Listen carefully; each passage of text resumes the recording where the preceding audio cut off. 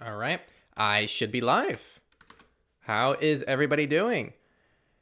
Looks like we're starting off with 50 people. That's pretty sick. All right, people, it's very simple. If the overlay doesn't make sense, your two jobs: tune in and ask away. This is going to be our January live stream. We did one in December, I believe. People loved it, so we're going to be doing another one. So just wanted to thank everyone for tuning in to Techlore today, and hopefully you enjoy this live stream and learn something new. Just a general disclaimer, these are obviously questions on the spot. Some of them are pretty difficult questions, so I will try to be as honest as I can if I'm not familiar with something or if I don't know something, because I don't know everything, but hopefully what I do know will help some of you guys out. I don't know how far back I want to go. I feel like if I start back on the questions some of you already asked, I'm already going to fall behind in this entire live stream, which happens very easily, so let's not do that. So I'm going to go ahead and start on people who were sending messages at 8 o'clock. What prevents an open source project from adding malicious code to their software and simply removing the malicious part when they release the source code to the public? So generally, there's several layers to this, but generally speaking, if something's open source, you can check the hashes and they can post the hashes, but also there's more to it than that, because they could theoretically... Generally speaking, it's trusted if it's an open source project and you're able to verify the hashes and it's actually downloading what it's supposed to be downloading. And you can also compile things from source yourself if you wanted to, which is kind of like the foolproof way of doing that. So that's like the foolproof absolute best thing to do. And that's kind of the number one way to be able to distinguish that. I hope it doesn't talk about VPNs. I don't normally just talk about them. People like to ask about them. So someone said that they don't want VPN questions, which I'm not going to comment on. Is there anything more private or secure than Briar, or is it currently the best? I think it's one of my favorite options in terms of balancing privacy, security, and anonymity for a messenger. For those who don't know, Briar routes everything through Tor. It's peer-to-peer, and there's absolutely no central servers, and it's a fantastic messaging service if you need the absolute highest degree of anonymity, but it's not very user-friendly. Do you have any opinions on CTemplar mail service? I don't. I haven't used it myself. All I know is that they lost everyone's emails once, and I'm not going to trust a service that lost my emails, personally. Very personal preference. I use Signal. My backup is Threema. What are your thoughts on Threema? I think Threema is a great project. My biggest issue with Threema is that it is paid, meaning that not only do you have to convince everyone you know to switch over to a new messenger, but you now have to convince them to pay for a messenger. So that's definitely the friction of moving to Threema, but it's overall a great service, and it strikes a lot of the good check marks. Do you have an opinion on Ad? Never heard of it, unfortunately. What do you think of Signal now that the CEO has quit?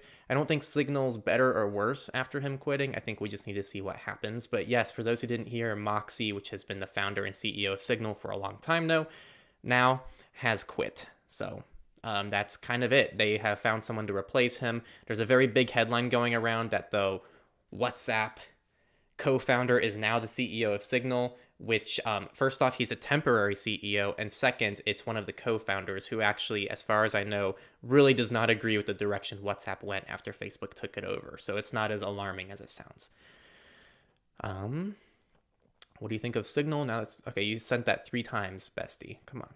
Is open source app AuthPass and Keepass safe? These are password managers. Yes, Keepass is safe. It's one of my favorite password managers. If I want to build in privacy into my business from the startup phase, how would that affect my threat model? Privacy from the business startup phase, how would that affect my threat model? I'm confused by your question, Russell, because I feel like are you asking about your personal threat model? Because generally speaking, your threat model comes first, and then you see about how to start developing your business from the ground up. That's how I would look at it. So are you asking how would a business impact your personal threat model? Because that would be a little bit different of a question there. You've recommended Apple products as privacy friendly. This is not true, however, at least now. Difficult subject. So one, I have recommended Apple products as generally a more privacy friendly option than if someone was to get something else. I still hold, generally speaking, that opinion, and anyone who tells you otherwise is definitely sensationalizing it, because at the end of the day, Apple has some of the best mitigations against third parties. And also, if I'm telling someone I know If they're asking about Windows or Mac OS, I'm going to tell them Mac OS. And if someone is asking between a Samsung device and an iPhone, I'm going to tell them the iPhone. Generally speaking, Apple does have better protections in place for the majority of people. There's a lot more to it. We can get a lot more technical than that if you wanted to. But these things that you're referring to can all be disabled, fortunately. And yes, Apple has not been moving in a great direction, and they are far from perfect. Unfortunately, I really do feel like that just being fair and acknowledging the pros and cons of each operating system places us into the boat of supporting Apple, which we don't. But generally speaking, it's normally a good option for a lot of people. So don't dismiss it. A lot of that stuff can be disabled. Do you still hold your... Okay, we just answered that. Is it worth, from a privacy perspective, if I sign on my YouTube account and watch YouTube videos in Apple's private window browser? There's a lot more to it than that. If you don't want your YouTube browsing history to be tied to you, then yes, using it in a fresh browser that's not tied to you, hopefully in a private window, would be great. Even better if you're able to use a new IP address via a Tor or a VPN. But I would also ask what you're trying to accomplish by doing that, because then that would play into your threat model.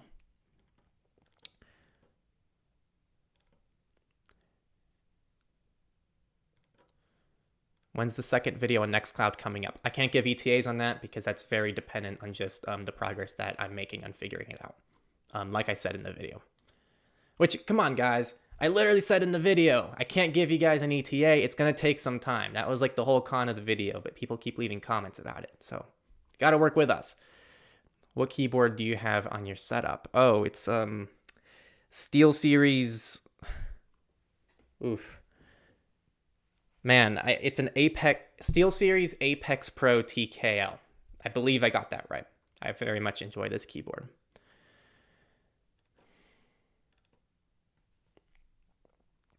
How much in website can actually be seen by third parties? I'm trying to move quicker, people, so I will be skipping some questions. Hello, on de-Googled smartphones with custom ROMs, is it safe to use bank apps? It's not any less safe, generally speaking, than using them on normal Android, unless you believe that your device is infected due to some shortcoming of the custom ROM. But I don't see inherently any reason why you shouldn't use a banking app on one of them. Will this be unlisted? Nope, it'll be public. Is there any privacy risk in opening, accessing downloaded Facebook data? No, they already have that. So if you want to go ahead and check what they had on you, then you can go ahead and do that.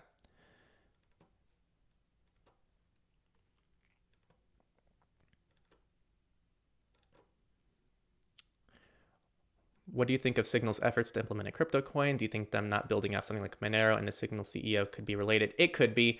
That is just speculation, and I don't want to talk too much about it until we really see what happens and we can actually see if those things are related in any way.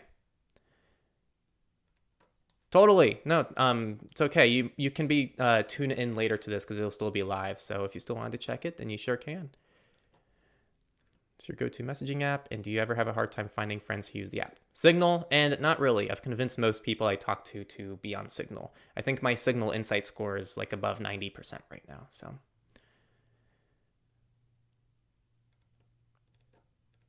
I have not read what the EFF has said yet about it. Nathan looked into that story in surveillance report, so I can't really comment too much on it. Ah.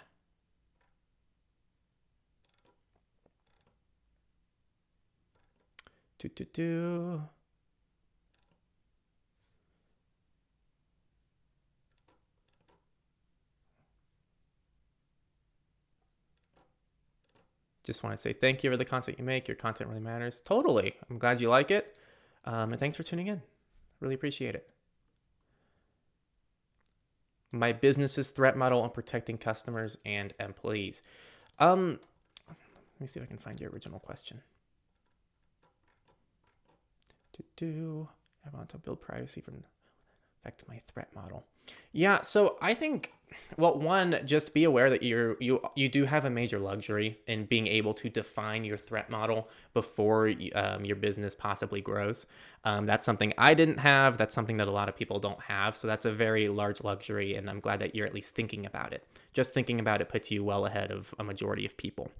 I would say the main things you really need to consider are what kind of data you're storing and how it's going to be stored. in terms of security and privacy, as well as what even needs to be stored and if things can be deleted.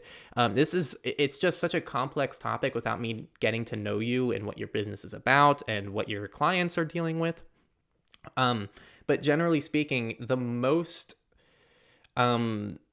more open source stuff that you can use, generally the better. One thing you have to be very cautious about, especially, is things like third-party libraries. If you have someone who handles your payment processing, that's something you really need to think about, because if they suffer a breach, that can still impact your customers. So I would really look from a top-down approach on everything you need for your business to run, and see if there's a way to integrate things in a safer way that relies less on data collection, as well as using things that are proven to be more secure and private for those people. At the end of the day, there's really no guarantee there's still not going to be a data breach, and there's just some things out of your control. But if you're able to do that, that's still going to put you well ahead of the majority. Sadly, without knowing everything about who you are and what your business is, it's a little bit hard to answer that with specifics, but hopefully at least I can give you some mindset tips. When you're accessing the Techlore YouTube account and other Techlore related things, are you using VPN, Tor, or nothing? I cannot comment on that. Who would you recommend to follow in the privacy world? Whoever you get the most value from, honestly. If you want more specific recommendations, here we go. We're gonna do this. We're moving over to the browser. You can go to our website. If you click resources, we have a lot of external resources at the very bottom. These are all people that I think spread a lot of good information, and I don't think you can go wrong with much of those, to be honest. Back to square one.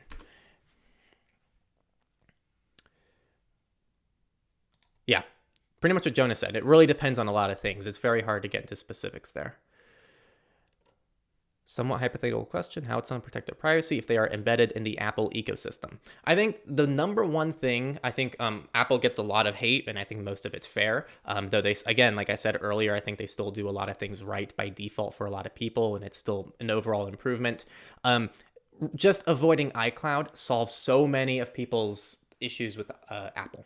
Seriously, if you just disable iCloud, that'll solve almost all issues people have with iCloud, including iCloud backups, including all the new stuff that we just covered in the last surveillance report. That was Nathan's story, and I wish I listened to it a little bit better. But it has something to do with, I want to say it was AirTags or HomeKit. I think it was HomeKit, but there was a new thing that impacts iCloud. Generally speaking, though, if you're avoiding iCloud and you're just aware that there's not that much first-party privacy against Apple, it's a fine platform to be on, as long as you're aware of its limitations. I agree, just haven't heard of a lot of businesses that try to respect privacy from the start, usually an afterthought and trying to provoke discussion. Yeah, again, like, you really have to build in a lot of these things out of the box. Not out of the box, but like from the ground up. So it really is a mindset thing, and it's really going to boil down to your business and what you're building for people. It's just really hard to get into it without you probably sharing a lot of information about your business. So how do you win people over to Signal? I don't know. I'm really casual about it, but I think that having a channel with 170,000 subscribers might help. So maybe that helps me. I don't know, but I've had a very high success rate in moving people to Signal. I don't know, though, because I did get 1 or 2 people over to Signal like the day I met them, and they didn't know anything about the channel. I don't know. Hit the like button, people, please. Absolutely. Berserk, absolutely. That's on point. Your views on DuckDuckGo email protection and app tracker protection. I haven't looked into it enough, so no comments there. Ooh, I hate when it skips around.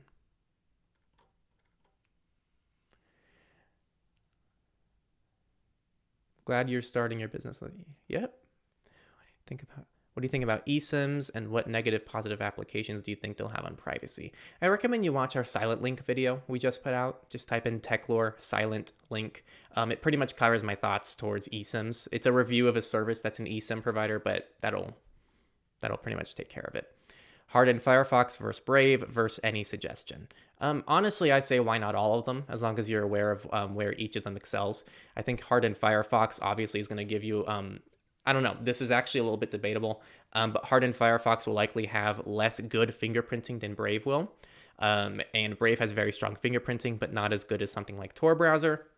So I'd say just install all of them. Install Firefox, install Brave, install Tor browser. The only thing I would really have you I would recommend you look into, though, is there's not many tweaks and hardening left to do in Firefox, at least in regards to extensions. If you actually go to privacy guides, they don't even recommend extensions anymore, just because Firefox is handling so much stuff out of the box now, which is really fantastic. So there's also ArcandFox, so check out ArcandFox for some tweaks that you can still apply. But generally speaking, if you just go into the settings, disable the normal stuff that Firefox enables by default, it actually takes care of a lot of good things out of the box for you.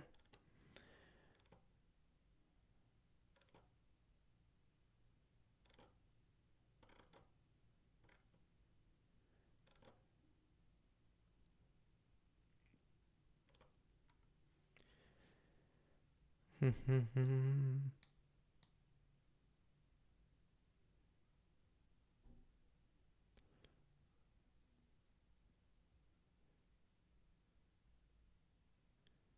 right, trying to find a good one.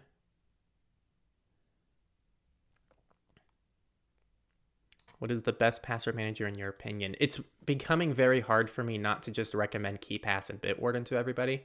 Keepass is going to be offline, and Bitwarden is going to be cloud-based. And you can also self-host Bitwarden, and both of those are entirely open source and free to use. Bitwarden does have a paid option, which is like dirt cheap, and the free option is still extremely generous, and most of you can probably just use the free option.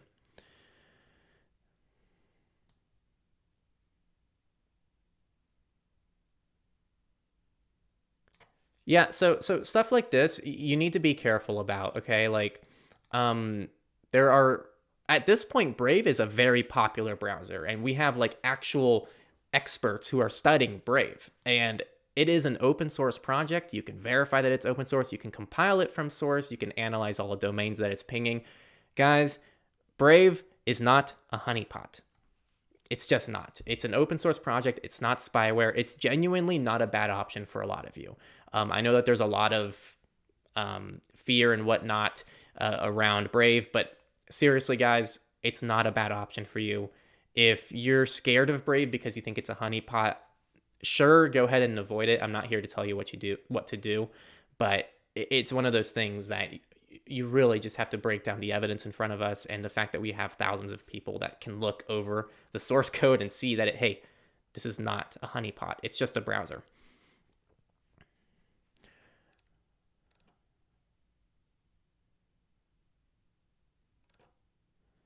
I hate how YouTube does that. I'm sure you guys can see that on the screen. It just totally skips down. It's terrible.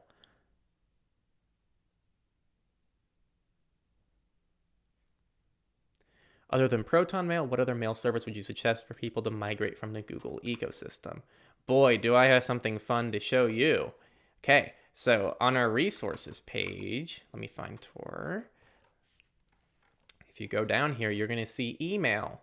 There's Proton Mail, there's Tutanota, there's mailbox.org, and you can also self-host. And self-host is going to redirect you to privacy guides, which has these self-hosting options. And privacy guides also has their own, one sec, email recommendations. cTemplar, StartMail, Tutanota, Disroot, mailbox.org, and Proton Mail. Generally speaking, Proton Mail does knock off a majority of the green check marks, more so than most other options. And those are just the check marks. I'm not here to tell you what to use, but the check marks say that Proton Mail hits most of them. So there you go. But honestly, almost anything is going to be better than staying and keeping your emails in the Google ecosystem. Are you going to do a review of Jammy? I might. Definitely no guarantee. There's a lot of things to review, so we'll see.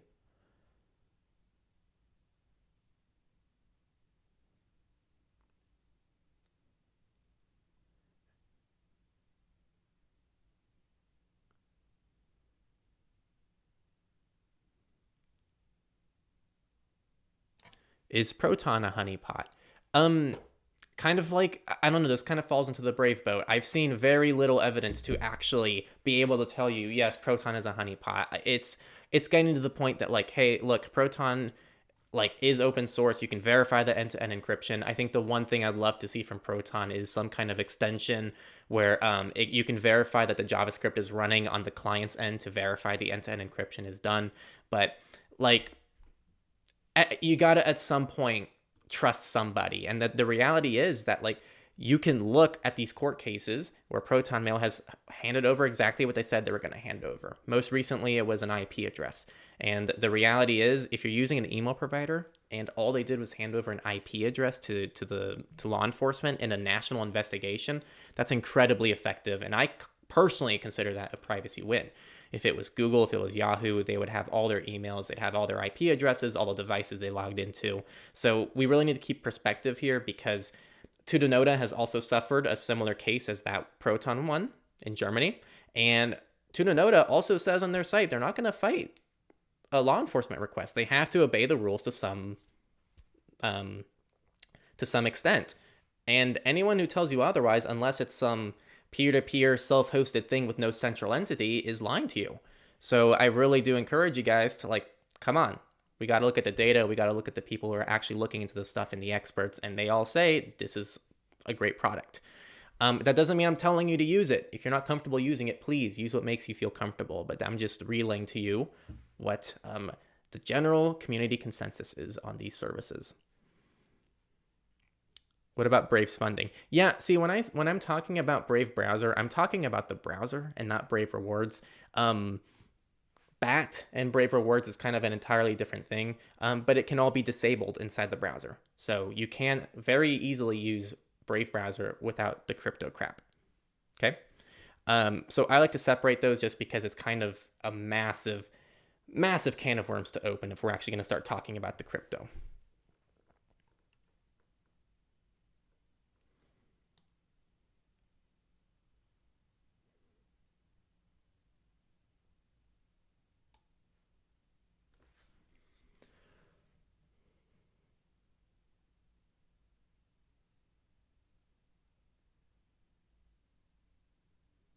How does Brave make money? Clearly not providing a service for free. So likely from BAT, right? Like I just said, I think the pro and con of them going with BAT is like, on one hand, they have their own self-sustaining business model. On the other hand, it's not quite the best business model I've ever seen. I can't confirm, but my guess is that their search engine, like their default search engines, likely also have a deal to be there as well. Similar to how Firefox has Google as a default. I think Brave has Google as a default as well. So those are likely, they have some deals there as well. And also Brave has all those widgets and other things that like I can't stand.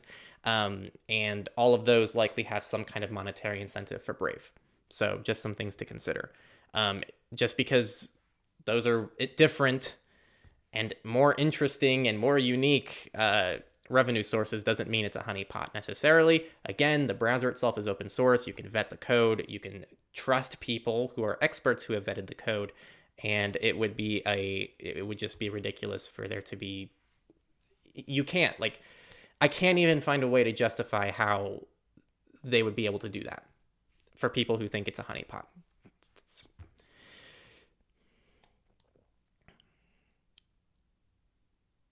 How easy or hard would you say it is for a beginner to download and install a custom ROM on their phone? I think it depends on the ROM, but generally speaking, I would say the installation in some ways is the easiest part. I think that once you have these ROMs, some apps might not work. They're typically a slightly new environment for people. I would say that this is my opinion. I feel like getting them installed is one of the easiest parts of actually using these devices. I feel like the transition is mostly in the day-to-day use that comes along with using these ROMs. See ya, Prof.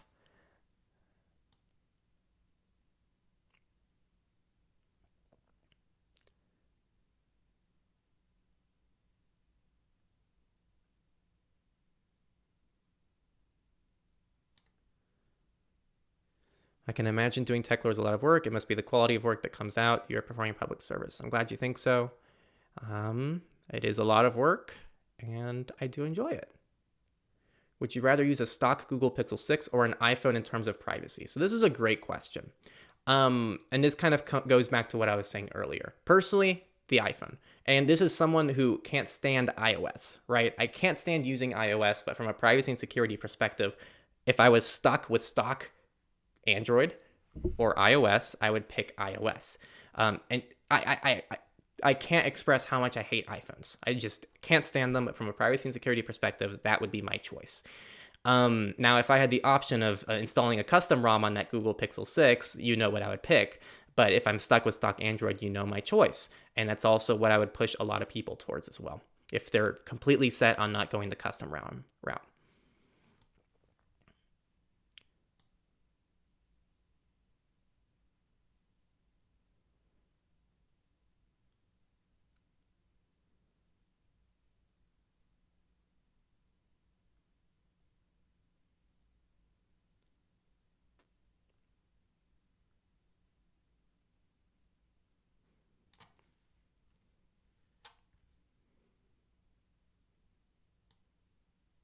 Oh, so Brave has moved over to using Brave Search. That's pretty cool. For the record, I've been using Brave Search on all of my devices recently, and I've been loving it personally. I'm not even recommending it to all of you. It's just personally, I've really been liking it. Thoughts on Zcash? I prefer Monero. Privacy by default.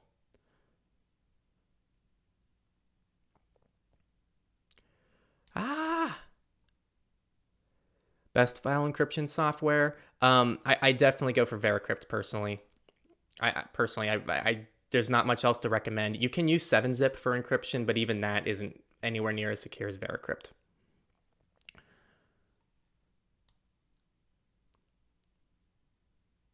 Hello, I'm glad you caught our stream. All right, we have a supporter. I do prioritize these. So this is one from Noah, and thank you for the contribution.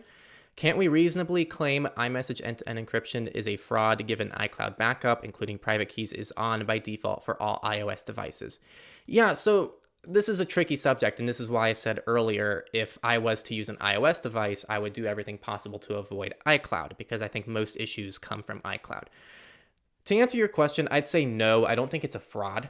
At the end of the day, if you, Noah, and myself are both using iMessage, it is technically end-to-end encrypted, right? Like in transit between us two, the messages are encrypted. The problem is if either of us has iCloud backups enabled, the backup of our device is not end-to-end encrypted, so that can be read by Apple.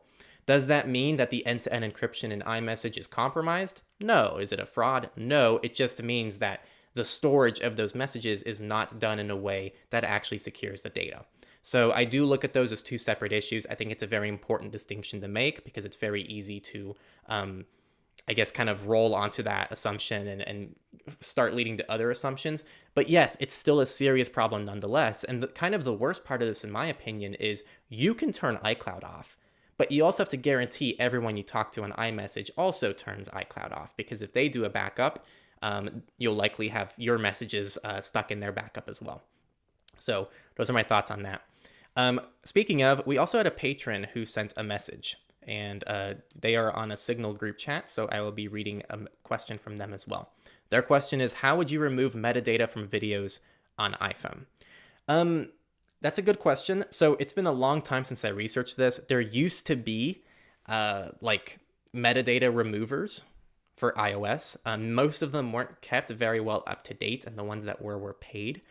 So I actually don't have any direct recommendations for you. My best recommendation would be to have some kind of, and I know this is kind of an extreme solution, if you can't find an app on iOS, the best solution at your disposal is something like Mat2, which is found on Tails OS.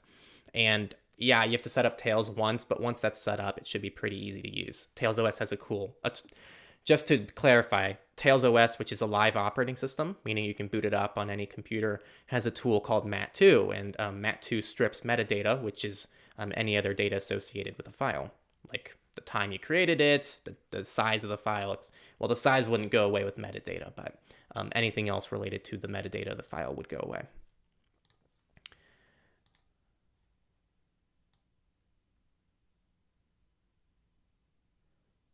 Why do you no longer recommend privacy tools in your website? Mostly because the team that I'm familiar with has migrated to privacy guides. So there you go. Why don't you like iOS? Oh man, I don't want this to be a 30-minute stream for why I hate iOS, but just to keep it simple, I really can't stand the usability of iOS. I feel really locked down on iOS, and also just like the nail in the coffin is the lack of F-Droid. I absolutely freaking love F-Droid. And I love the open source community on Android. You just don't find that on iOS. I feel like finding open source alternatives on iOS is just incredibly difficult. And some of them don't work as well. Like, you can't set a default messenger on iOS and have your SMS messages and Signal messages in the same place like you can on Android. So Android, I feel like, is a truly magical place to be. But yeah, I could keep going on forever, but just to keep it simple, those are my main gripes.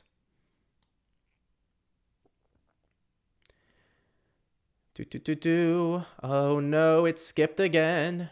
I feel like this has been a bug now for like years, and it's still not fixed, and it's so infuriating.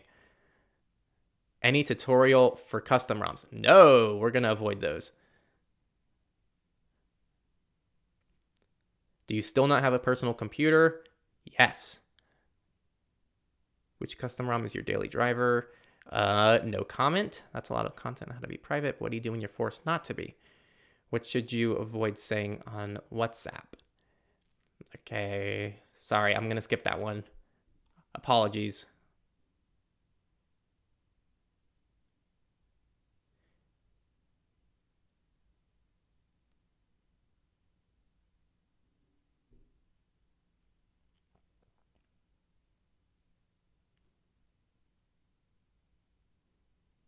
Molvad versus iVPN. Been using Molvad and wanted to know if I should switch.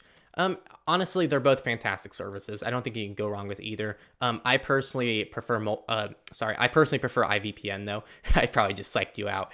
I really do prefer iVPN, and it's probably my go-to choice personally. So if you wanted my personal take, there it is.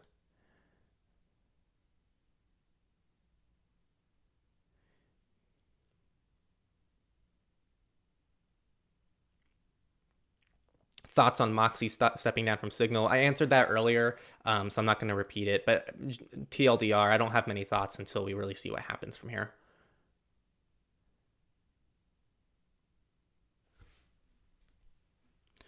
Threema refuses to add disappearing messages because it gives a false sense of security. What are your thoughts on this? Sure, it might provide a false sense of security, but like, no, I'm a big proponent for disappearing messages. You know, it's the kind of thing where for several instances, right? Like, if I'm having a very sensitive conversation with someone, it's very common for me to enable like 5 to 10 minute disappearing messages. And so they're immediately going away. The reality is that there have been attacks that relied on messages that, like this actually happened with Signal, by the way. They were able to essentially get full access to a device. This required full access to a device. So a big assumption there. And once they had that, they were able to essentially intercept offline messages stored inside Signal. And Signal quoted a couple solutions to this, which they had built in, and one of them was disappearing messages. If you have disappearing messages, this attack would be a lot harder to pull off, assuming the messages were gone. Personally, I set all of my messages, all my conversations to at least 4 weeks. At least meaning like that's the longest.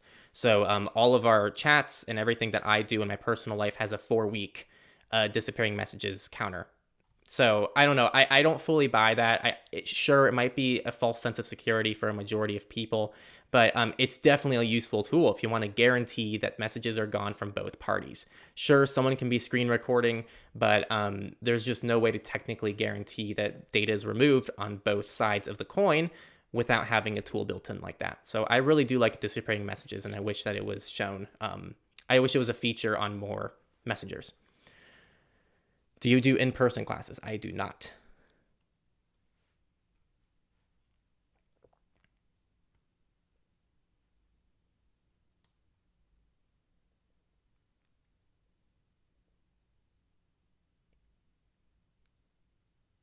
Ah!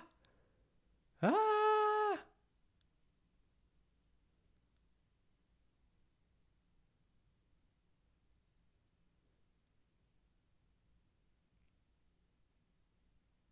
Would you come on Monero Talk if invited? One sec. Because that might actually be really funny.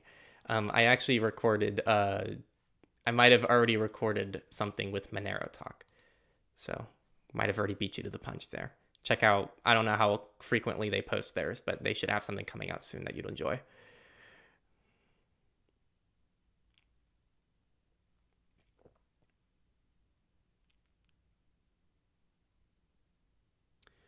Sorry, peeps. I got to skip a lot of questions if I want to stay on top of things. What are 3, okay, instead of your daily driver, because you're right, that's too much info, what are 3 good custom ROMs for daily drivers? All right, we're gonna, whoop, you guys know what's coming. Our resources page, techlore.tech/resources. And what was it? ROMs. Here we go. You got three custom ROM options. So there you go. Our website has some good resources, I gotta say. Just putting that out there. Last live stream, it was the VPN questions, so I kept referencing our VPN tools, and I think this month. Wait, did I say last week? I meant last month. This month is going to be our resources page.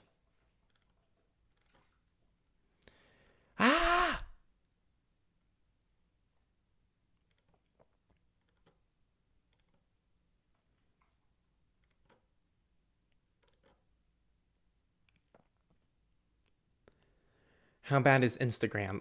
If you're able to, first off, Instagram is not great, but if you're able to keep Instagram inside of a work profile or a second user account and use it likely with a different IP address, then you can mitigate some of those problems, as well as just be aware of what you're uploading to Instagram and what information you're directly sharing with them. But at the end of the day, yes, using Instagram isn't a great thing. And unfortunately, when you use these third-party tools, you do risk your account getting banned or deleted, which is unfortunate.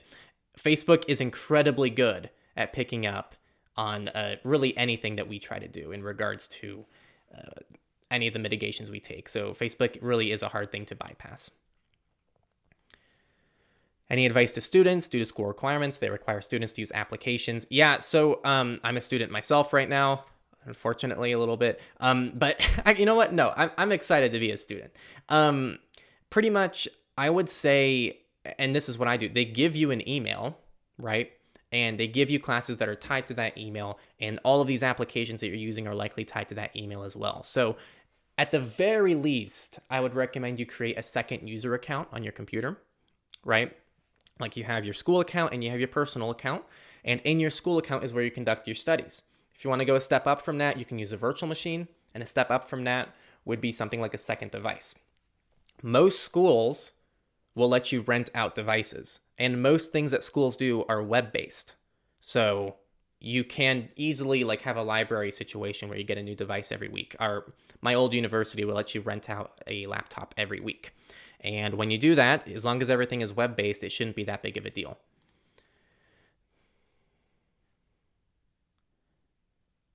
I didn't really summarize that well, I just realized. Yeah, so it's all about separation there. Yes, you're going to have to use unprivate things for your school, but as long as it's related to school stuff, you can really mitigate a lot of the concerns. Check your signal. Thank you. Would you consider Apple's built-in password management solutions safe to use? So Apple's password management is actually one of their better things that does properly implement zero-knowledge encryption as well as end-to-end encryption, and it doesn't necessarily fall into the category of Apple's bad cloud-based stuff. However, my biggest gripe with iCloud Keychain, which is their password manager, is it's very hard to move off of it. At least, I think they did do an update recently to make this a little bit better on macOS, but moving off of Keychain is a royal pain in the butt.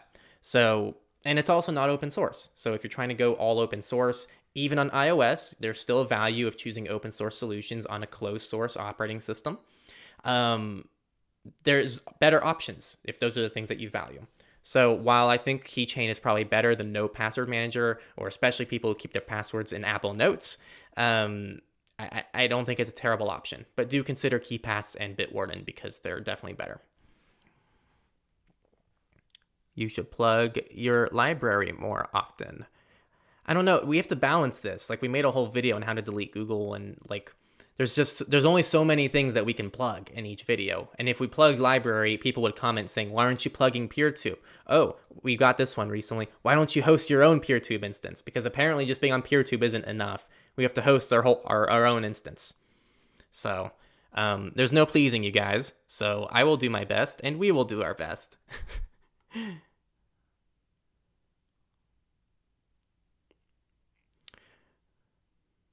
Why do you like Proton VPN when they put you in an ecosystem? I don't like that. See, this is why, like, I don't understand. where some of you guys get this. I don't like how Proton is necessarily trying to put you into an ecosystem, personally. Some people love that, some people don't. I personally don't, and that's why I don't use Proton VPN. But some people also enjoy that. So the assumption you have here that this is necessarily a bad thing is kind of, disingenuous to people who might actually enjoy it. So try to consider that. What kind of dog is that behind you? He's like a Taiwanese dog mutt thing. He's crazy, man. He's great, though.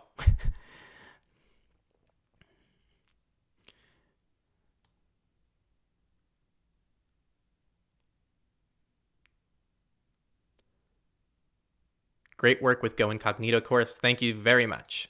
Took a lot of work.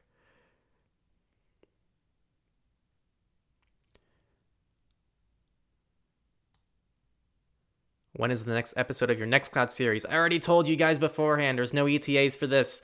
There are none. I'm figuring this out as I go, and I can't give ETAs on when that's going to happen.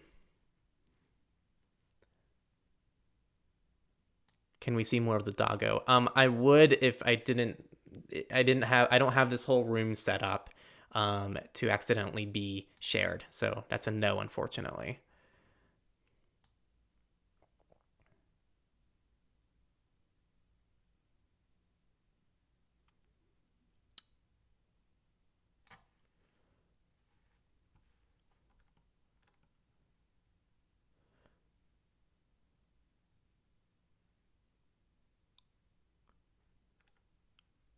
I'm caught up. Look at that.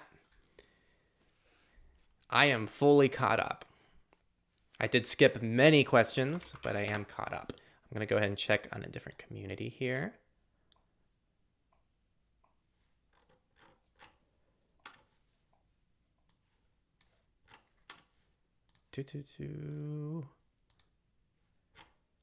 By the way, if I'm tripping over my words today, it is because I had to do an interview earlier today, and I'm very tired, as I normally am, especially since it's almost 9 o'clock here.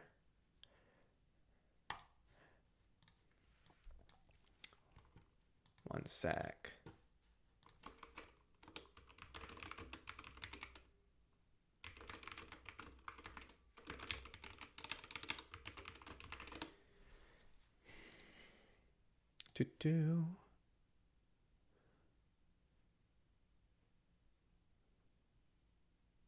Have you had any issues with VPNs and banking sites and apps? Occasionally. I've had a lot more issues with Tor, I can tell you that. But my VPN normally plays pretty nicely with my banks.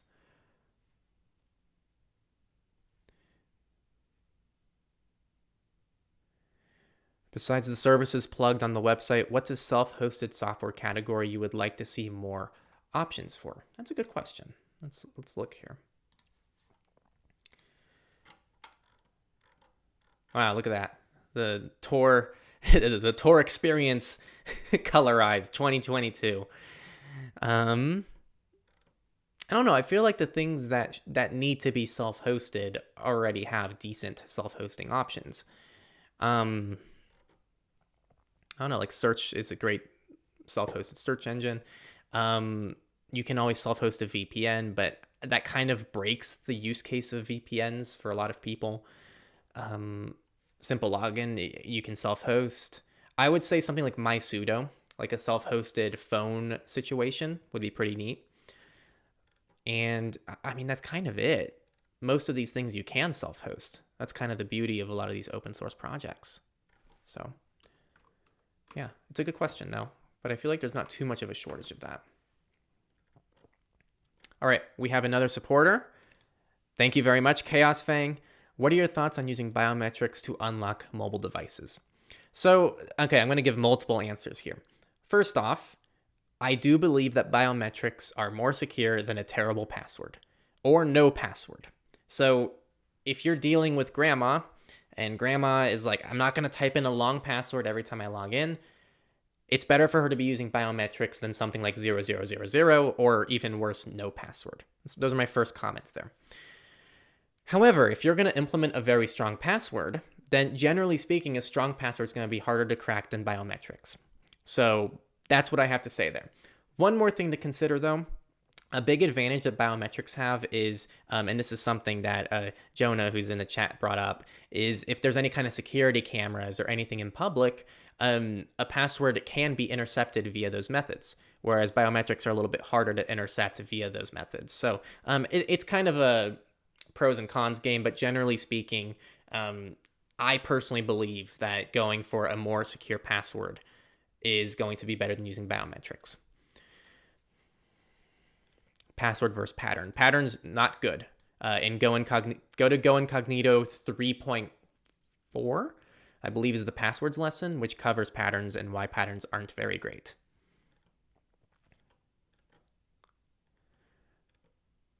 Ah! Man, you guys really challenged me on being caught up.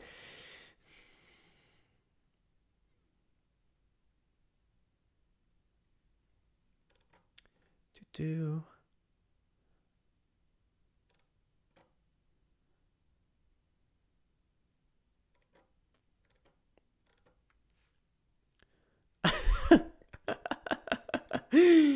What would I do without Jonah? What would I do without him?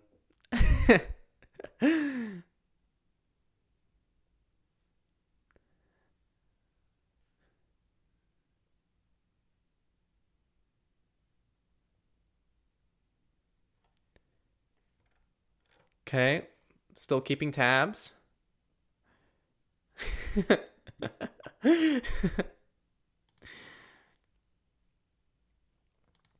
Okay, I'm checking different channels right now, see if there's anything anywhere else. Let's see what's going on.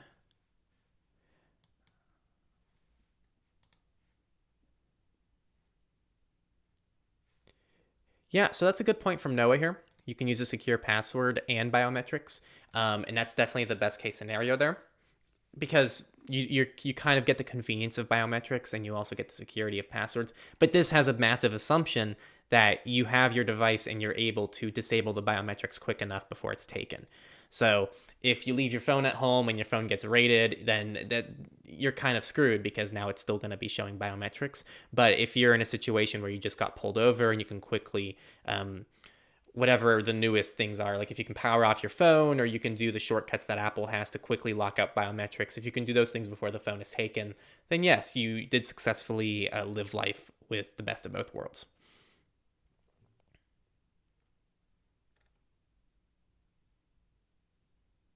Do you sell phones with Lineage OS? I do not, and we do not. Do you use LinkedIn? I do not. I do not like LinkedIn.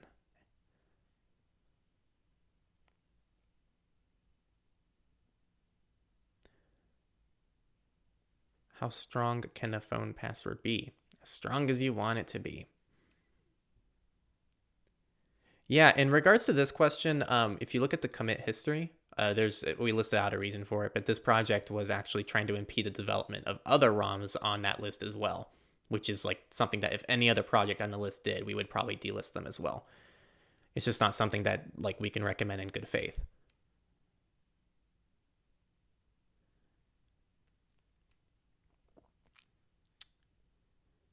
Do you use YubiKey? I won't comment on my personal life, but YubiKey did recently send us some test units. So there's actually one plugged in right now that I've been tinkering with for the last couple months. So there should be a video regarding YubiKey in the next couple months. We have a message from one of our patrons on Signal. The question is, how many Proton Mail accounts would you recommend combined with simple login accounts for aliasing? This is a really good question, and this is actually something that a lot of the clients that I worked with in consulting struggled with, is that they wanted multiple emails and they wanted to do aliasing with simple login. And first off, it's a very personal process, and second, this isn't exclusive to Proton Mail. So I'm just going to change the question to how many email accounts would you recommend combined with simple login accounts for aliasing? I want people to have a sustainable and as convenient as possible privacy journey. And so for clients, I'll tell them, pick. Do you want several emails with limited aliasing, or do you want limited emails with a lot of aliasing? And I think for most people, the better solution is limited emails with more aliasing. Personally, I just think it's more convenient and it's it's just much easier to navigate and to use and organize. So in my opinion, the fewer emails you can have with as much aliasing as possible is definitely the easier way to go, in my opinion. But this is a very personal thing, and I think that whatever works best for you is what works best for you, as long as you're able to establish your compartments and you're able to follow them via those email providers.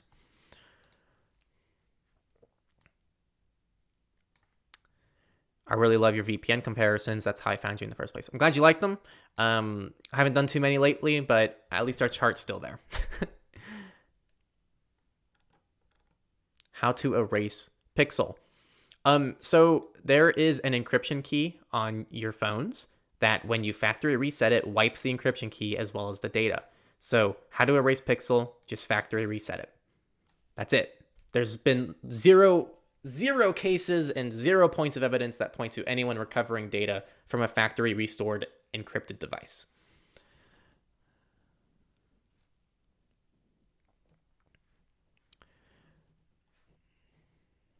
Yep, having 8+ emails is annoying to manage. And I would really recommend people watch our simple login review, because that's exactly what I experienced.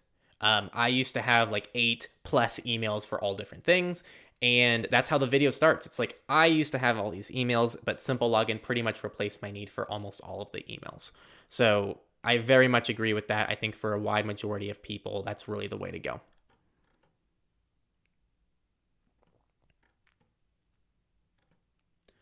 Pro tip, if you're in crypto, do yourself a favor and research YubiKey. Yep. Generally speaking, if you can go for hardware keys, definitely do so. But also, I believe that TOTP is generally speaking fantastic as well. And YubiKey YubiKey also handles TOTP as well. And I just see we got a $100 donation. Thank you so much, man. Okay, Kaheleth. Thank you so much. That's awesome. Can't say thank you enough. We got bills to pay back here, so really thank you for that. Yeah, really, yeah, thank you. I don't know what to say. On one of your videos, you mentioned you were talking about password managers. You mentioned 1Password as being not awful. Why do you mention 1Password over some of the other proprietary password managers? Mostly because 1Password has had a much more trusted history than the other password managers. 1Password has actually been, gasp, responsive to the privacy and security community, gasp, unlike other password managers. And also, they have a very good model which can be used offline. So, actually, don't quote me on that, because I do believe they might have actually changed that recently to be a little bit harder.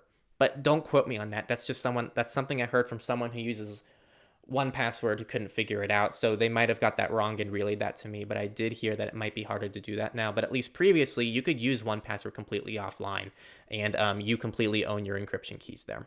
So that's why 1Password generally is more recommended. People who are more involved in the 1Password ecosystem can probably tell you more things that 1Password does right. But I can tell you that I do believe 1Password's better than LastPass and most other common password managers. But seriously, there's no reason not to use Bitwarden and Keepass, in my honest opinion. Thanks, Tom.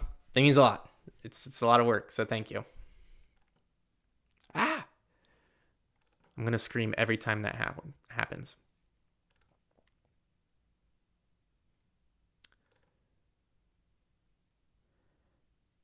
Never heard of it.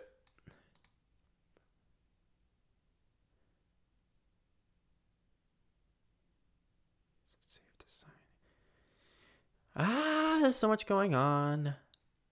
This is a fair take. I will show it.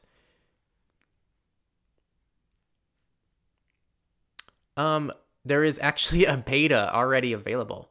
It's on their website. It's a little bit hidden, but there is a beta available, so it should be out in the next couple weeks.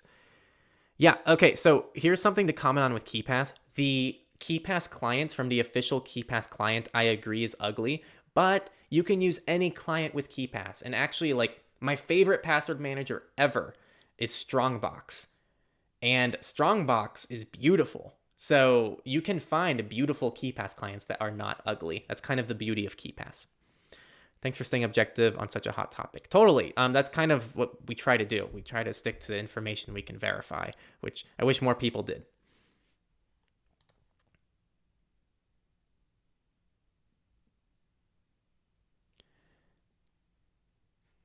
Okay, I'm gonna go ahead and check other places. Nothing from the patrons.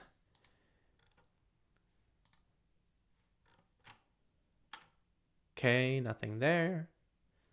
Yeah, I see that you said that, Tyler, but I'm not gonna look into it right now because I'm live streaming. So, but I really appreciate the persistence.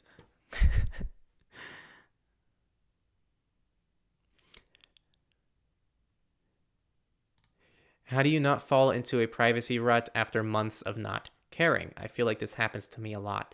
Yeah, so this is why I said earlier, when someone asked about should I focus on how many emails should I have and how many aliases should I have, you want this to be a sustainable journey. I think that's the giant misconception that people have about privacy. They have this idea that, oh, I'm going to put in all this work. I'm going to start using Tor for everything. I'm going to move everything to end-to-end encryption. I'm going to do this. I'm going to do that. And then I'm going to be private. And that's it. That's the end-all, be-all goal. And that's not the reality. The reality is the most sustainable way to be private in the long run is to make small adjustments over time and slowly make improvements. Okay, that's what I have found. That's how any other thing in the world works. You can't just start going on a diet on day one and go all the way 0 to 100 and expect to actually sustain that diet. It's the same thing with work. You can't just go all in on work. There's things, you got to pace yourself. And I think that it's very important that people have that mentality with privacy, because if you're constantly focusing on small improvements, you're actually able to make better improvements in the long run rather than just falling in a rut after trying to implement everything at once. That's my best advice to you. I think a lot of people are overwhelmed when they go on a journey, which is completely valid because it's a very hard journey to go on. But I seriously am pushing everyone listening to keep things simple and make small steps at a time, because you will have more success in the long run. What is the best way to support your channel? Yeah, so we have a lot of support methods, and I think, you know what, I'm just going to have like a whole like support thing. This is not the end of the live stream, but I'm going to go off right now. So first, if you go to our website, techlore.tech, look at that, Tor has a browser. Or Tor has an update. So if you go to our website and you go to support us right here, we have free and paid ways to support us. Give it a sec for Tor to do its thing. So unfortunately, Patreon works really well for us. It integrates with our communities really well. And so our top way to like join an ecosystem where you actually receive perks is Patreon. And these are our top Patreon supporters who are on our site. So these are like our top peeps. We love them. They're really keeping things going for us back here. It's really awesome. They're free support methods. We have affiliate links. So if you're going to get something like Proton Mail, simple login, we have affiliate links. So before you purchase them, you can actually use one of our links. We also have standard links, though. We don't want you to feel pressured. We want these to be like support methods and not something that you feel forced into getting. You can just join our communities. We have several projects on GitHub that you can support. So those are all free ways to help us out. Again, paid support methods. There's Patreon. We don't love PayPal, but we do have it open for people. We have merchandise. If you want to check out our merch, shop.techlore.tech. I don't know if it's going to load on Tor, unfortunately. Let's see what it does. While that's going, we do support BAT. Again, I'm not a big fan of BAT, but people use BAT. I very much encourage using Monero. We do accept Monero, and we recently started accepting Bitcoin as well. And if you're using something like Cake Wallet that supports open aliases, you can use either Bitcoin or Monero with open alias by just, instead of typing out all these long things or scanning the QR code, you just do crypto@techlore.tech. Yeah, it doesn't look like that, our merch, which I'm not surprised by because we use Teespring, which I'm not happy about either, but we can only do so much in the world. So those are all the main support methods. Really anything that you do, just being active here is really fantastic. So yeah.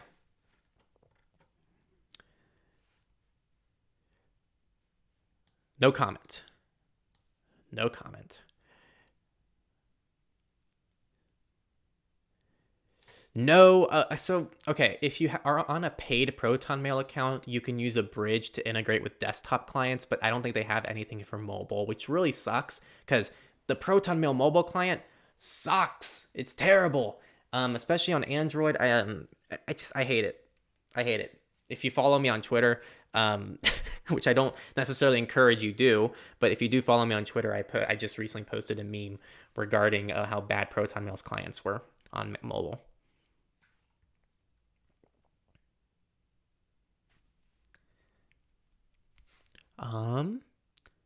Do you have private and security consultation? Yeah, so we just phased out our consulting, unfortunately, just due to high demand, and also we're refocusing where we put our time and energy this year. So that's not something that's going to be open for a good while, but keep your eyes out for other announcements in the future, because that might change. Woo. Yes.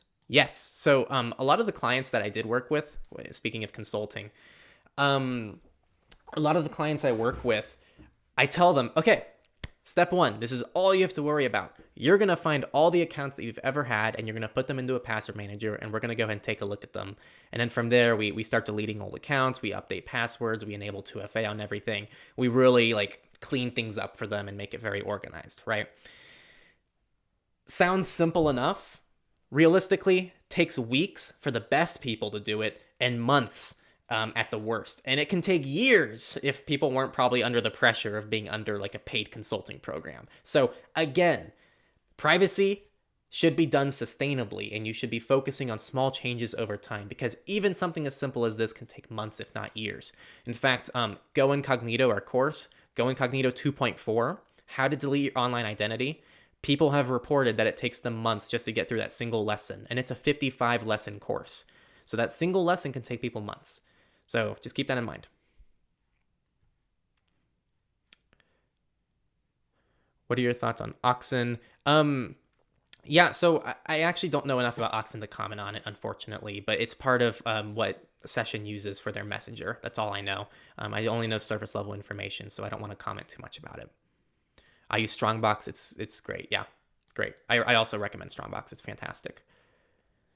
Thanks for tuning in, Sniper Owl.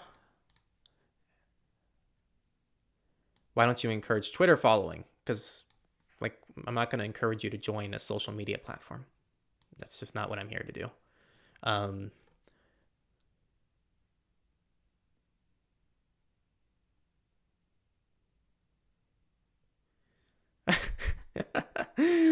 I joke around because we receive, I mostly receive a lot of comments from a lot of you that really make me think sometimes that we should put all our time into an OnlyFans account.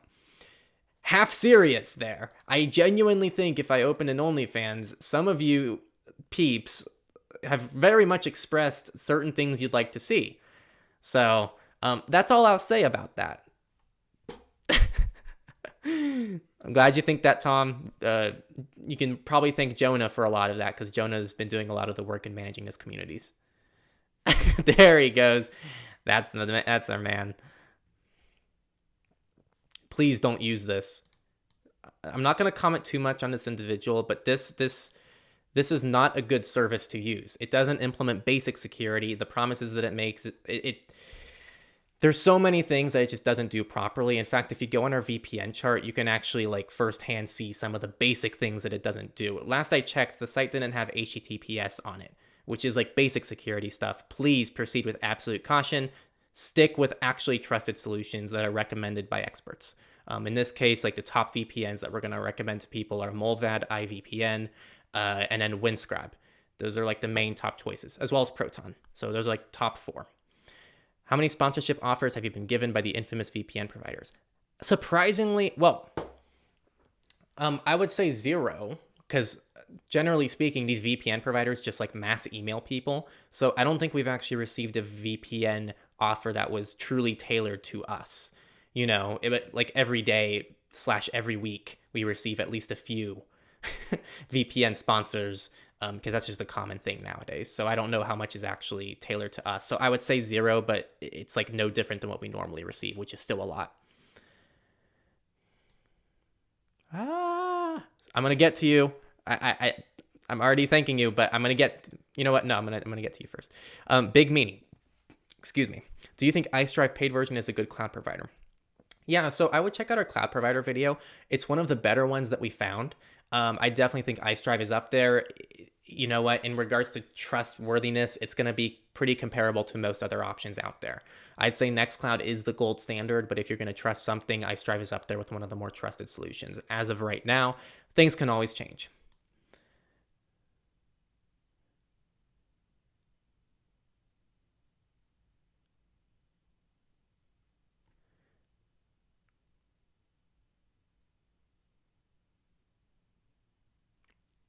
Thanks, Jonah. You're ridiculous, Jonah.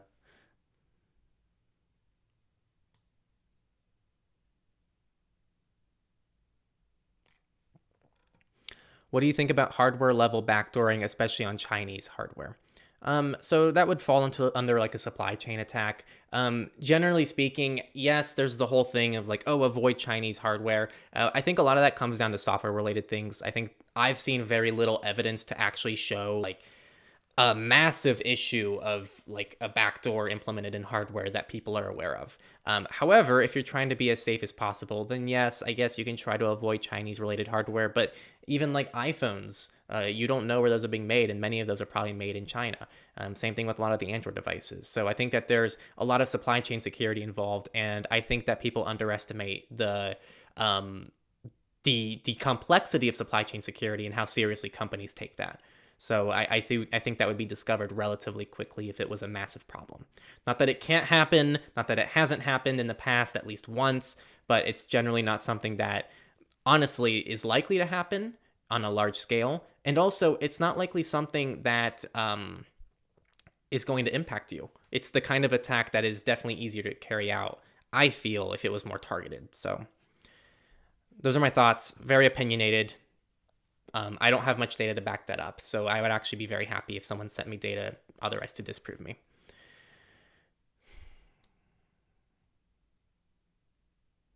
Okay, I'm gonna do something. Oh. Oh, I can't do that. No. Okay, watch this. Pin. Give it a sec. Just give it a sec. I promise it's doing something. Bam, bam, bam, bam. There it is. All right. I don't know if that's gonna work, but YouTube is like, do that. So I'm like, okay. Totally. Thanks for tuning in, Charlie.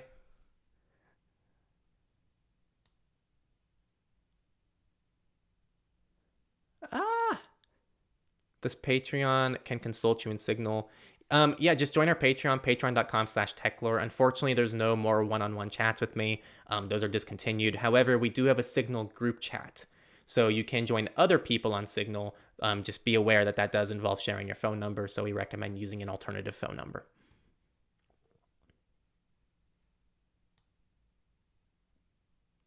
Thank you for the support, Darcy. I really appreciate it.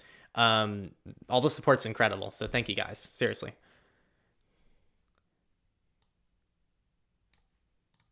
I think it was definitely extreme, Tom. Moxie's Twitter thread regarding Telegram. It was definitely extreme, but it was mostly accurate. I'm not a huge fan of Telegram, and I'm glad that someone spoke up about it.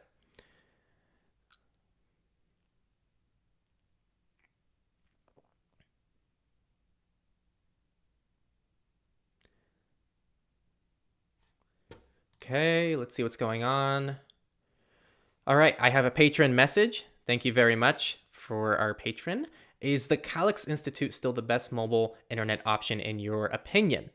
So they sent two questions. That's the first one. Now, I don't know. I am live streaming right now using a Calyx hotspot. So I think that's pretty cool. I don't have home internet anymore, and I'm only using the Calyx mobile hotspot, which is fantastic. So that's the Calyx Institute. Really super cool stuff. We are actually working on a Calyx hotspot update right now, so you'll find a more thorough answer to that soon. But generally speaking, I absolutely love it. Another question: is it possible to set up PayPal anonymously? I'm unsure about that. I haven't tried setting up a new PayPal account in a long time. Either way, I'm pretty sure you're going to stumble on an issue at some point. It's going to ask for a bank account at some point. It's going to ask for an ID at some point. I think that your mileage is going to be very limited if you're going to try to use PayPal anonymously. That's just my guess, but please correct me if anyone has more information on that.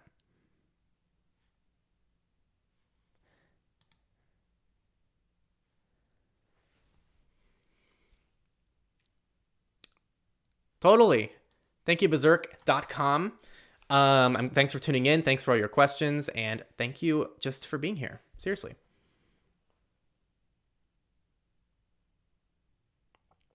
PayPal requires SSN or EIN. Yep. Thanks. By the way, switch to Linux. Check it out. Thanks for tuning in, man.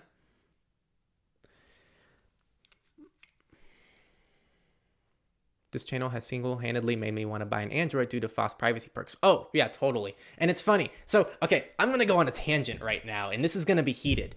People accuse us of being Apple shills, and people accuse us of also, like, converting them to Android constantly. And people also say we're unfair to Apple. So this is what I like to call confirmation bias, and many people need to look into it, because how can we possibly be saying the same thing that resonates differently with two different people? It's so infuriating. And the same thing happens in surveillance report. In surveillance report, we cover a political story and we try to be as like in the middle as we can, totally not getting political. And then you have someone go in a description or in the comments and tell us, oh, I can't believe that you were so easy on the right for that. And then someone goes, oh, I can't believe that you were so easy on the left for that. And it's like, people, come on. Like, you got to keep yourself in mind. That was a massive side tangent. It's just something I had to get off my chest, because we get that a lot. Like, why are you guys so pro this and against that? And it's like, generally speaking, we're not. It's like, we try to stay as objective as we possibly can. So that's my rant.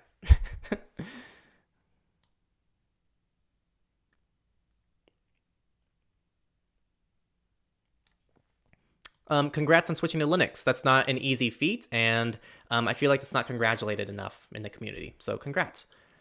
Today I'm going to wipe out Mac OS. If that's what works best for you, then congrats. I'm really happy for you. We have a video. Crap. What's the name?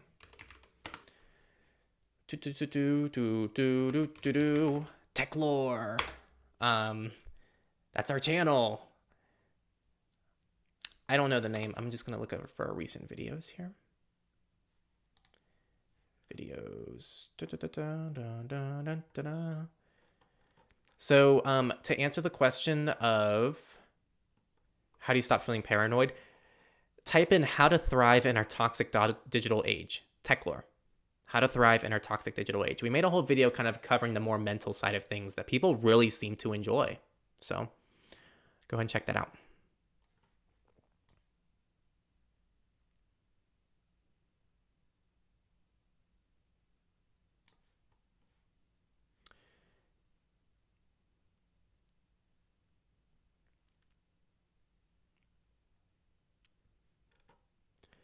Yes, moving to Linux with an iPhone is very challenging. You can use a virtual machine, you can dual boot, you can also have a second device, and also nowadays, you don't fully need iTunes to get away with using an iPhone. But yes, I 100% agree. It's very hard to use Linux with an iPhone. So there are workarounds there, but it's a little bit challenging.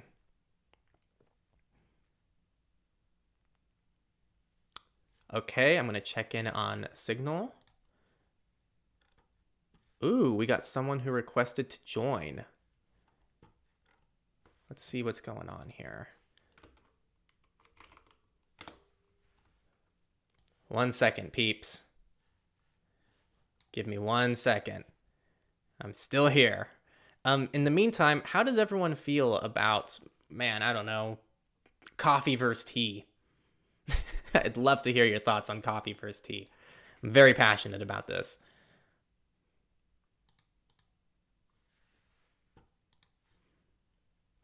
Okay, I am back. But I will first want to see what people say. Oh, coffee. Oh, you guys, come on. No, no. There we go. Zen knows what's up. Oh, brother. I'm glad I was able to start such a massive debate there. I will become a patron soon. Thank you, Henry. Totally would, Penguin. I hope you join it, and I hope you enjoy it. I really like our patron community.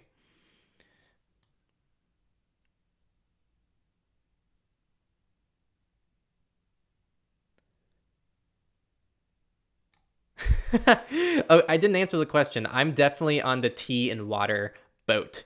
I will occasionally have oat milk. Yeah, major hippie vibes over here.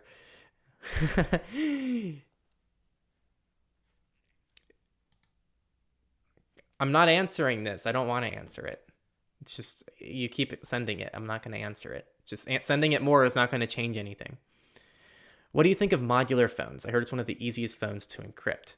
Um, I don't know. I haven't heard of many modular phones that you can actually buy on the market. All I'll say is I really wish that Google's Project Aria was actually a thing, just for pure like sustainability purposes, because it would be super cool if you can just upgrade a small component of your device. Too bad they ditched that because Google ditches every project they work on.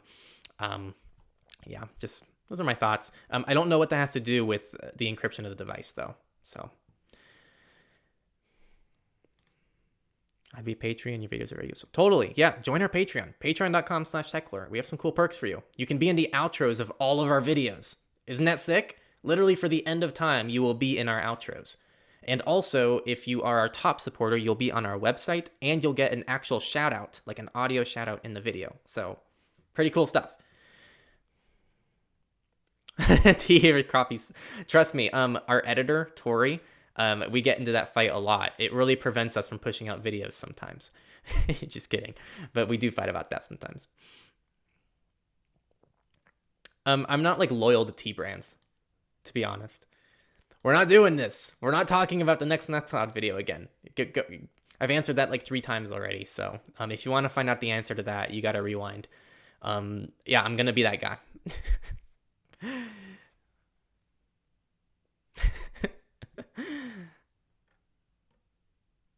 Are there, oh, okay, I skipped a couple good questions. Are there any Linux phones that are good enough as a daily driver? I'm going to be very confident and say no. I have it's right here. I have so many phones just on hand. I have a Pine phone here. I hope to get my hands on a Pine phone Pro one day, and I've had a Librem 5 ordered for like 3 years now, and I still don't have it. So that's infuriating. So generally speaking, though, no, I do not think they're ready for most people. I think that you can definitely make it work, right? You can make anything work, but normally it's going to require a lot of sacrifices. And I think for most people, it's definitely a big transition that's very difficult to do.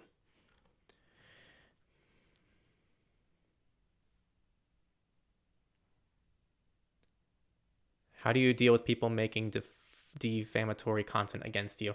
I don't know. Like we don't have much of that. I don't think we're large enough yet to deal with that.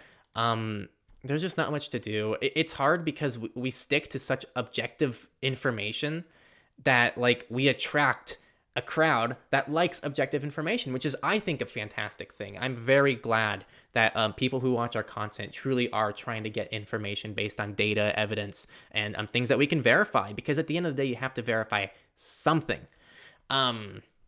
So the con of that is that the people who we're working with, we can't like rile you up. We're not trying to rile you up. We're trying to give you good information that's accurate and truthful. And there's just nothing sensationalist about that.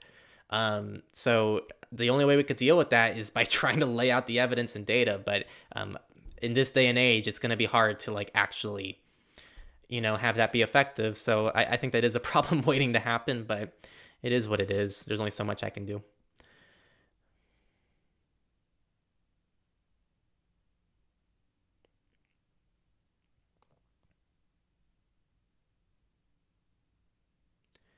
Yeah, I don't recommend buying one, considering I paid like $650 for it and I haven't received it after 3 years, and they're still promising like a 6-week shipping date on their website or something crazy like that. So no, please don't do that. Please wait for them to actually have a product that's being released to the public.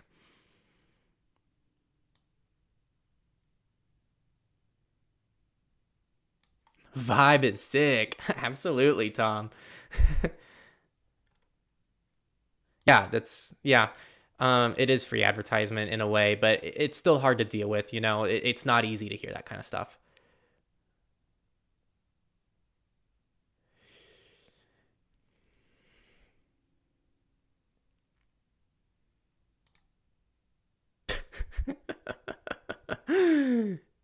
I think that was a legit question, but it's probably better just to hide it.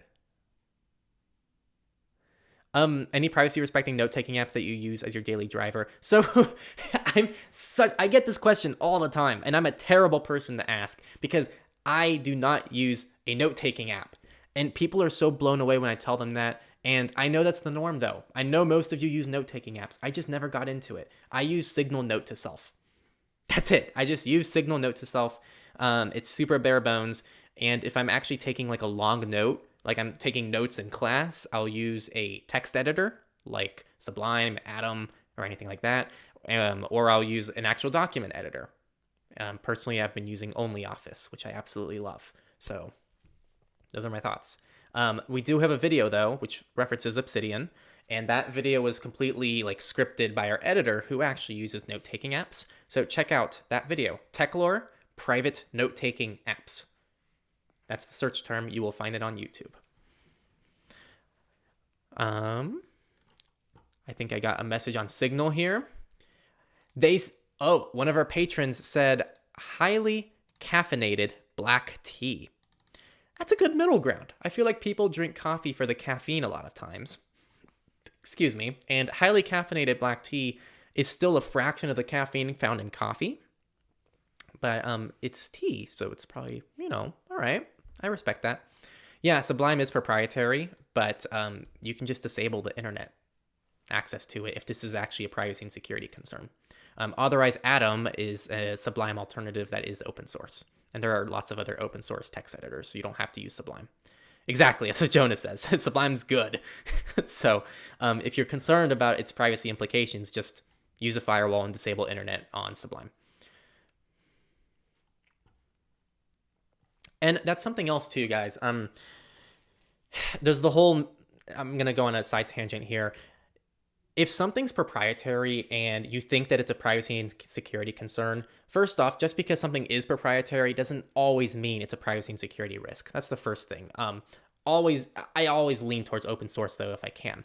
However, I think that there are instances, like in this instance, where there can be something that's proprietary that is not in any way, shape, or form a privacy and security risk for the most part, right? Like most operating systems nowadays are sandboxed, so the program is likely isolated from everything else, and something like a text editor isn't really a large avenue of attack. And if you have a firewall enabled that blocks all internet traffic from that program, there's nothing that it can do unless it's like magically able to bypass the firewall. So there's so many assumptions here.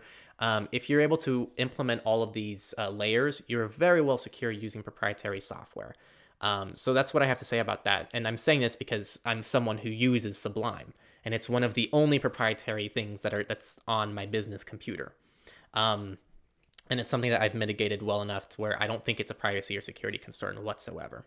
But it's personal preference. I know some of you exclusively use open source software, and that's valid. Yeah, what messengers programs like Session would you recommend for better privacy than an email service? Like Jonas said, we have a resources page, which I will once again showcase. So if you go to our website, techlore.tech/resources, you go to our resources and you're going to have all of these beautiful resources. And you specifically asked about messengers, and here are some great messenger options. And we even have a video here, best messaging apps, that shows you some of the best messaging apps. So hopefully that helps. We have those up for a reason.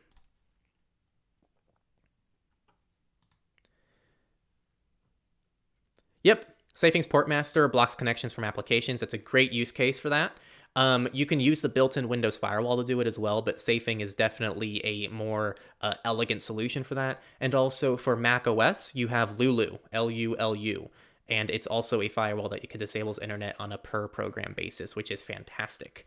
SafeHosting is also compatible on Linux, so you can use SafeHosting Portmaster on Linux. Those are all great options. I think there's also SimpleWall, which I've heard some things about, but I have never used it, so not too many comments there.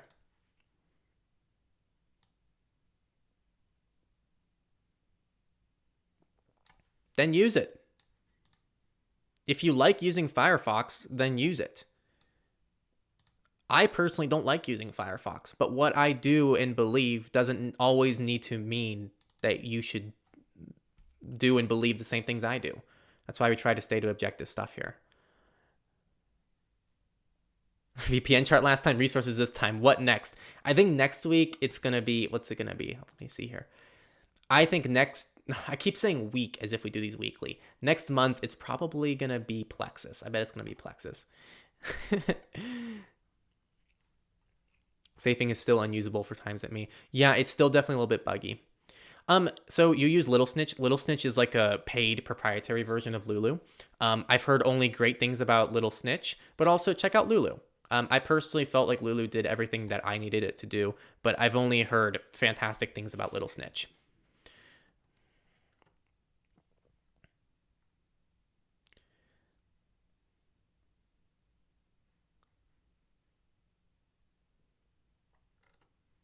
Yeah,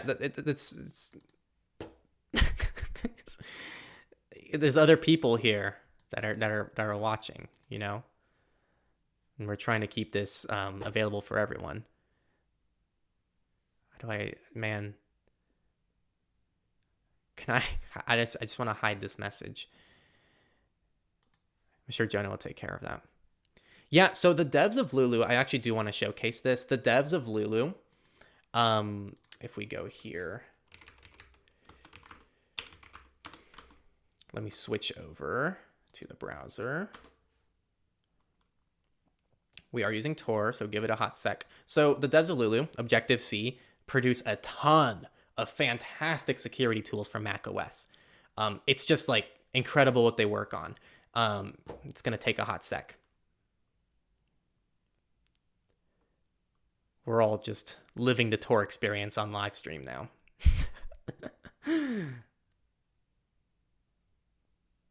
Well, you see the website here. I guess you can look into it yourself, but they have a ton of tools designed to make macOS extremely secure, and they do a lot of great stuff. Thank you, Jonah.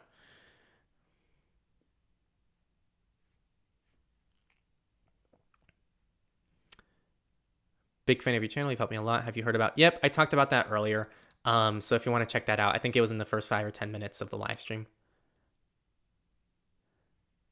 Yep, I'm glad to see all the Lulu love. Lulu's fantastic.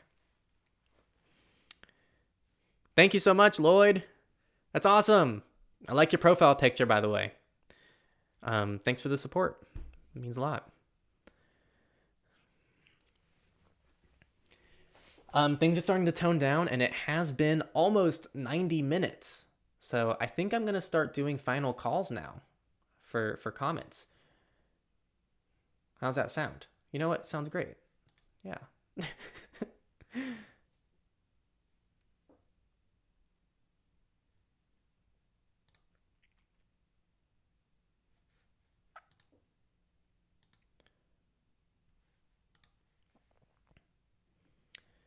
Yeah, I've already answered that a few times today. I'm not going to do it again.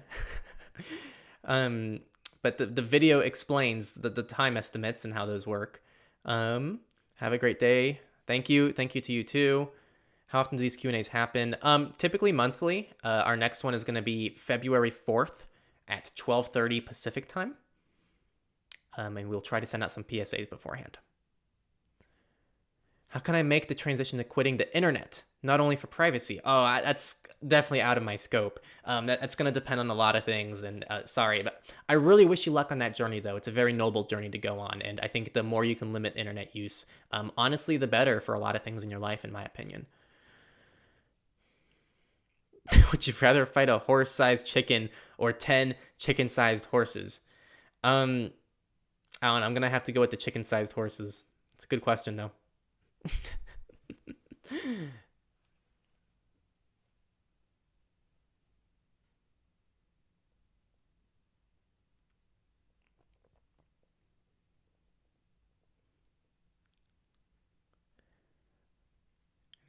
Support messaging not over the internet.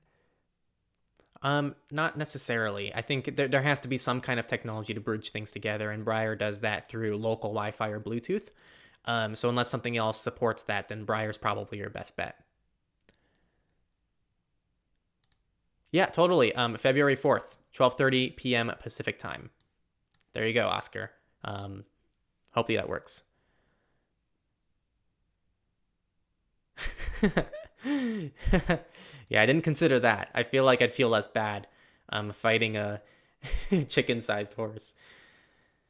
Are there any VPN providers that don't sell your data? It's very hard to verify that unless you're using a project based on Leap, which would involve Calyx VPN and RiseUp VPN. But generally speaking, there's lots of other things that we can evaluate. And generally, the most trustworthy VPNs are going to be Mullvad, iVPN, Windscribe, and Proton VPN. If you're sticking with those four, you're working with some of the four most trusted VPN providers. I haven't looked into it, unfortunately. I know that's really exploding right now, but I just haven't looked into it. Is it possible to self-host services like Simple Login, Bitward, and Nextcloud on a spare potato computer? It's going to depend on what you're doing with each of those and how extensive you want. But yeah, like Jonas says, if it's a literal potato, maybe not, especially if you're doing all of them at once. You might be able to get away with one or two. It's really going to depend on what you mean by a potato, though.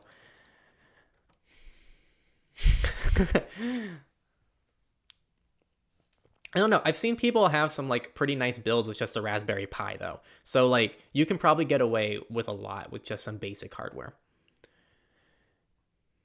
Love the channel. Watch every video put. God bless. Stay safe. Thank you. You too, Rad. I'm really glad you like our content. And yeah, it's great to hear you guys enjoy the content. Okay, I am going to interrupt here. You said this earlier, but it's not a question. So are you like just... What's going on here, man? Like, I get people posting questions multiple times, but it's like, oh, here's my take. I'm going to post my take twice.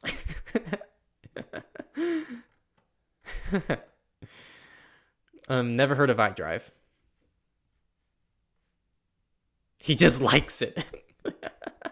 We're going to have to remember next time that Quantum Tremors just loves Firefox mobile opening links in incognito tabs. Hell no. Missed me with that.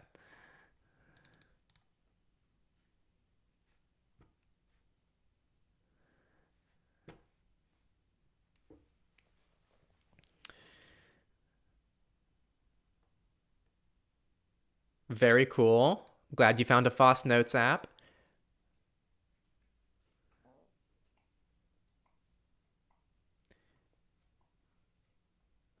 Yep. There you go. Make sure to join our communities. We're on Discord and Matrix. They're bridged together. Doesn't matter which one you join. If you're looking for an open source alternative to Discord, check out Matrix. If you're fine with Discord and you're already there, check out Discord. Obviously, if you're looking for privacy, Matrix is a better place to go.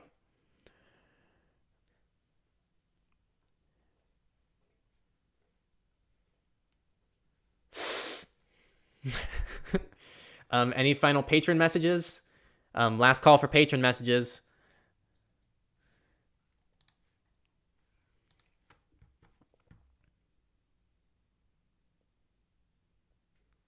Yeah, I think you mean Bromite. Bromite is a pretty good browser for mobile. Yep. So the bridge between Discord and Matrix is really working well. I'm glad they updated it to include mentions. What do you think about Monero? I think Monero is fantastic for privacy. It's one of the best solutions we have right now for like a digital currency in regards to maintaining privacy and anonymity. So other cryptocurrencies, we have an interview coming out soon with a person that definitely dives more into that. It's not something I want to get into right now, but overall, I really do appreciate Monero and the use case it brings along.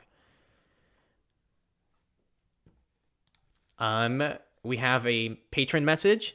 They said thank you. So thank you too for tuning in, and thank you for all the questions. And thanks for supporting us, of course. Are you guys hiring? Not really right now. We're pretty strapped financially at the moment. We're trying to take our editor a little bit closer to full time. That's our biggest priority right now. But always keep an eye out on PSAs that we send out. If we're going to look for anyone, then we'll let people know.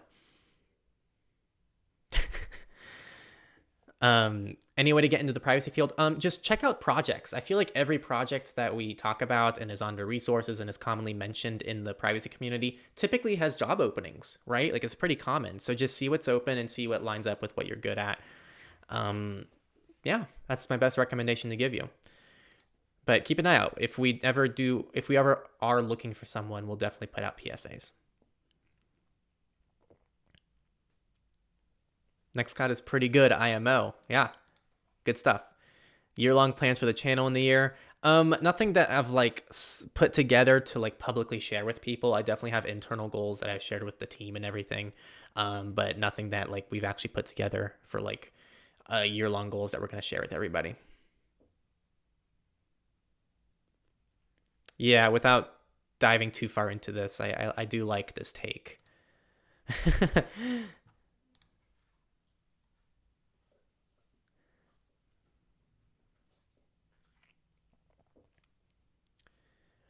All right, peeps.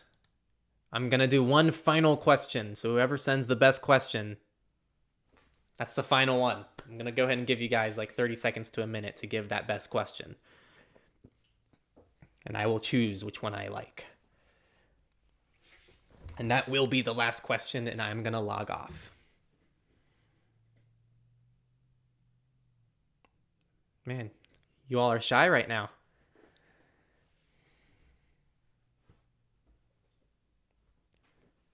Oh, he just left.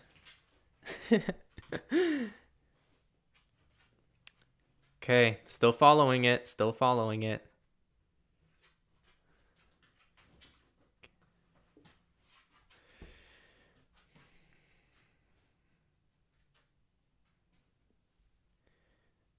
Okay, still looking.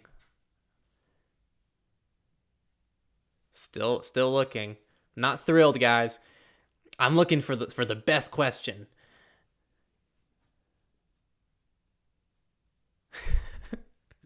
Yeah, I'm being a little picky. Maybe I just want to stay here longer to keep Jonah awake. Maybe that's what I'm doing.